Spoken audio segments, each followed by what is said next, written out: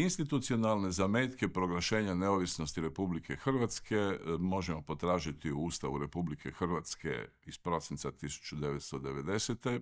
takozvanom Božićnom ustavu koji je danas na snazi, u kojem je Hrvatska proglašena kao suverena država, ali je ona još uvijek bila dio SFRJ, dakle ne i neovisna.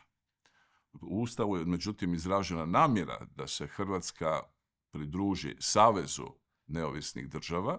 Ako ne, onda će Sabor Republike Hrvatske donijeti odgovarajuću odluku.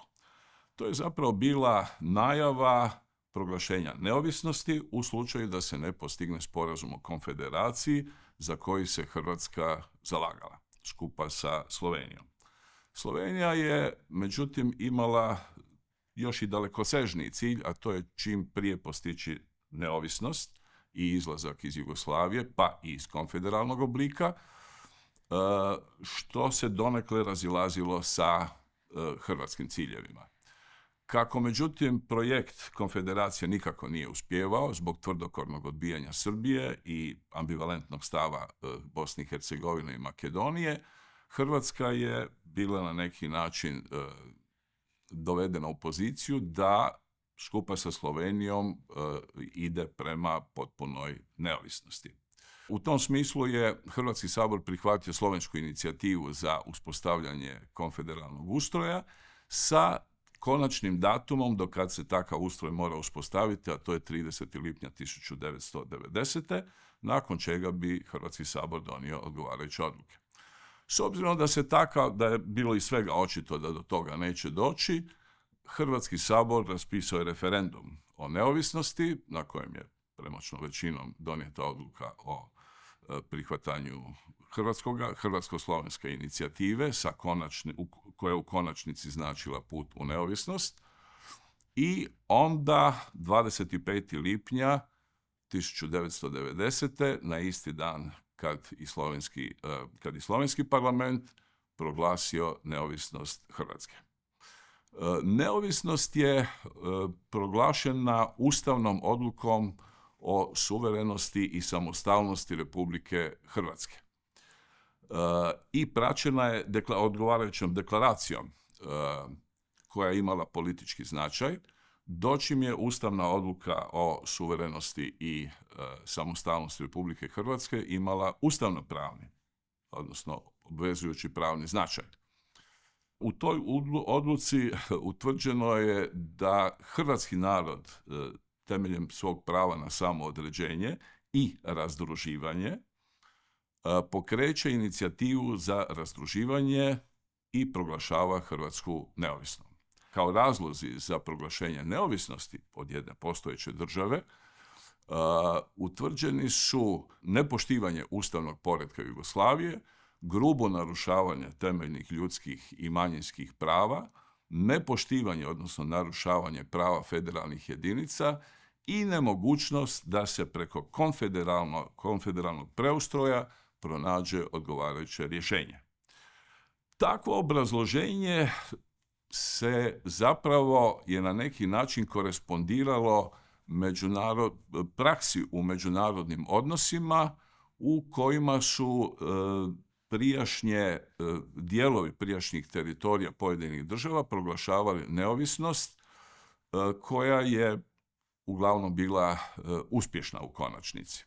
Drugim riječima, argumentacija Hrvatskog sabora nije bila toliko referentna pravu na odcijepljenje, sadržanom u Ustavu SFRJ, koliko međunarodnom pravu na samoodređenje. Naime, ono što se htjelo u toj novoj, uvjetno rečenoj, novoj pravnoj naraciji je da Hrvatska ne bude, kao i Slovenija, republika koja će proglasiti secesiju, odcijepljenje, kao jednostrani akt kojim se nova država potpuno odvaja od stare države, a stara država, matična država, nastavlja postojati, nego će se zapravo raditi o razdruživanju cjelokupnog tog ustroja sa perspektivom nestanka te države i podjele participacije u svim pravima i obvezama, uključujući i imovinu te države i hrvatskim početcima na tim na tim osnovama. Radilo se zapravo o vrlo pametnoj taktici, jer je odcjepljenje, secesija, puno lošije rješenje nego li razdruživanje, kao što je to bilo utvrđeno u ovoj naraciji i u konačnici raspad države. Uz tu odluku Hrvatski sabor je osnažio i dvije odredbe iz Ustava, iz prosinačkog Ustava, koje su u samom prosincu bile suspendirane, a to je uređenje hrvatskih oružanih snaga i hrvatske vanjske politike. U prosincu su te dvije odredbe bile suspendirane jer su one bile protivne Ustavu SFRJ i nije se htjelo ući u žešći konflikt. Sada su međutim te odredbe bile osnažene budući da je Hrvatska bila proglašena neovisnom. Tjedan dana, zapravo 5 dana kasnije, Hrvatsku je priznala Litva, kao i Sloveniju i obrnuto, a na sam dan proglašenja neovisnosti Hrvatska i Slovenija su se međusobno priznale, tako da je ta novo proglašena država imala i jedno minimalno međunarodno priznanje.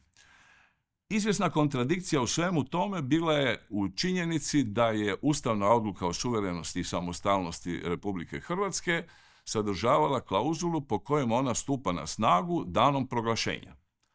A ona proglašena nije, jer je proglašenje trebao biti poseban akt. Prema tome, strogo pravno gledano, ustavna odluka o suverenosti 25. lipnja nije stupila na snagu. Radilo se o taktičkom potezu u kojem se s jedne strane htjelo proglasiti neovisnost i slijediti Sloveniju, a s druge strane se odgađanjem stupanja te odluke na snagu htjelo izbjeći oružani sukob sa JNA i sa cjelokupnim ostatkom države u koji je Slovenija ušla u sljedećim danima.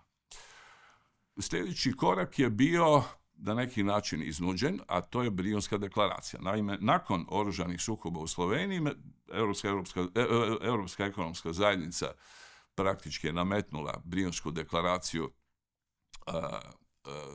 sukobljenim stranama, što je bilo dobrodošlo za Hrvatsku i Sloveniju. I sa Brijunskom deklaracijom su se Hrvatska i Slovenija obvezale zamrznuti svoje djelovanje na međunarodnom priznanju, a zauzvrat je trebalo doći do mirnog rješenja. Taj moratorij je trebao trajati 3 mjeseca i nakon 3 mjeseca su dvije zemlje bile slobodne učiniti što žele. U ta 3 mjeseca dakako nije došlo do mirnog rješenja, nego je došlo do eskalacije sukoba u Hrvatskoj i ozbiljnih etničkih čišćenja i nakon isteka 3 mjeseca i Hrvatska i Slovenija su 8. listopada donijele odluku, u hrvatskom slučaju o potpunom razrješenju državno-pravnih sveza sa ostalim republikama i SFRJ, sa konstatacijom da SFRJ više ne postoji, da se ne priznaju odluke tijela koje djeluju u ime SFRJ i da Hrvatska inicira postupak za konačno razdruživanje svih veza sa SFRJ. Isti dan su donijeti neki od temeljnih zakona, primjerice Zakon o državljanstvu, koji konstituiraju državu, tako da je zapravo Hrvatska od tada počela u osnovi funkcionirati kao samostalna država. Cijela ta stvar otvara pitanje od kada je Hrvatska neovisna. Da li od 25. lipnja ili od 8. listopada. To pitanje ima svoju snažnu simboličku vrijednost, naravno. Ono se očitovalo u kolebanjima o tome kada je dan neovisnosti, kada je dan samostalnosti, blagdanima koji su proglašavani, ali ono ima i svoje pravne posljedice. Naime, nije svejedno da li je Hrvatska bila neovisna prije ili kasnije u odnosu na posljedice koje se vežu uz taj dan. Tako da je to pravno pitanje, prilično ozbiljno pravno pitanje, bilo rješavano i pred Vrhovnim sudom u nekim konkretnim slučajevima, a onda i pred Ustavnim sudom kao načelno pitanje.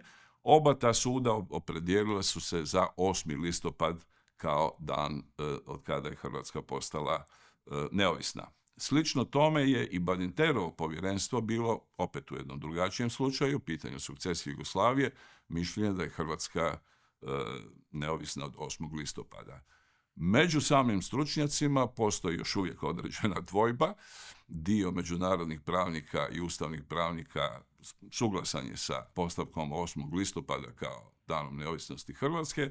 Dio naročito međunarodnih pravnika smatra da je Hrvatska imala sve atribucije neovisne države 25. listopada.